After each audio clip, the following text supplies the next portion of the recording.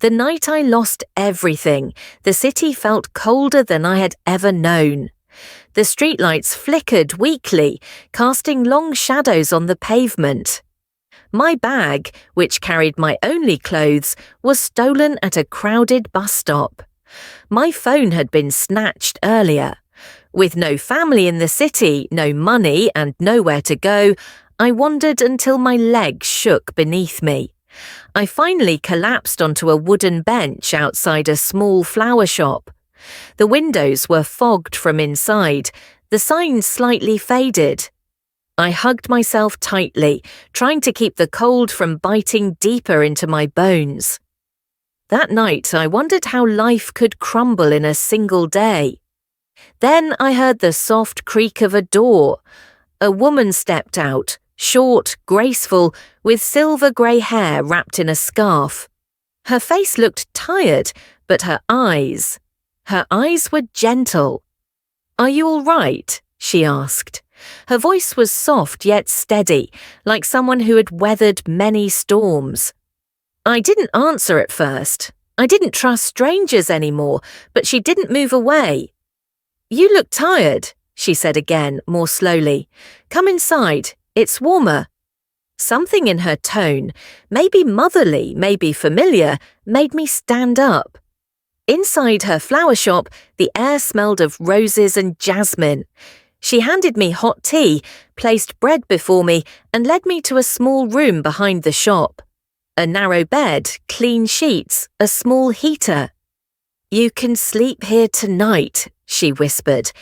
And that night, for the first time in days, I slept without fear. I thought she had rescued me.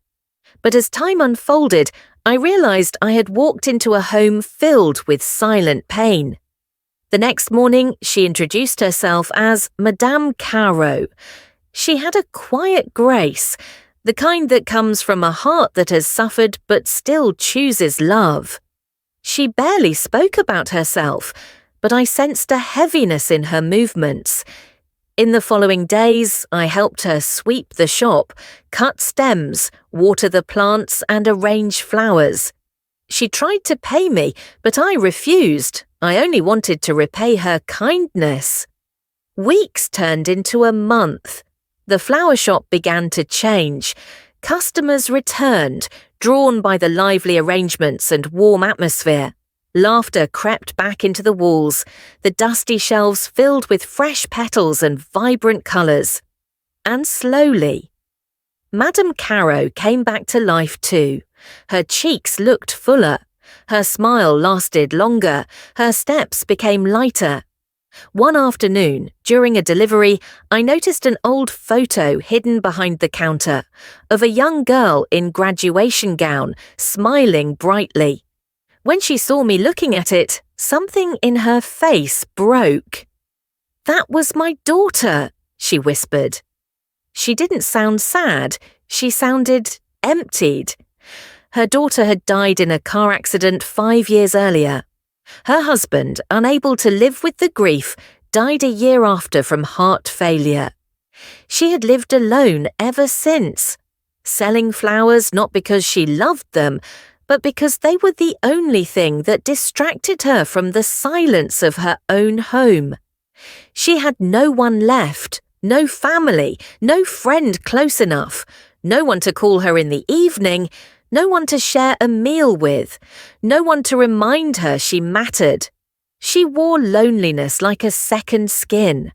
But she never told me that. She always spoke with a soft smile, even when her eyes were wet with memories. One evening, after closing the shop, she asked me to sit beside her. The street was quiet. The scent of fresh flowers floated around us. "When I saw you that night," she began, "I felt something I hadn't felt in a long time." I looked at her, confused. "You gave me a reason to open my door again, a reason to wake up the next morning." I blinked, stunned. She took a long breath. "I thought I was helping you by taking you in, but you were the one saving me. You brought laughter back into this shop. You brought warmth into this place. You treated me like I wasn't alone." Then she looked at me with tears in her eyes. I was fading, my son. You didn't know it, but I had stopped living. You gave me back my life. Her words felt like a punch to my chest. I had walked into her shop broken and hopeless, believing I was a burden she had carried out of kindness. But all along, I was the missing piece she didn't know she needed. 2 broken souls, 2 empty hearts, 2 people drowning in different ways. Yet somehow, we became each other's lifeline. She gave me shelter, I gave her purpose. She gave me warmth, I gave her companionship. She saved me, but I never knew I was saving her too.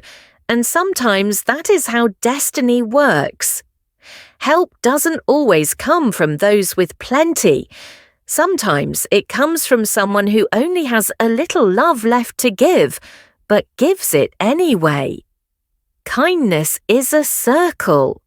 What you give has a way of returning to you when you least expect it. Sometimes the person you think you're helping is the one holding you together.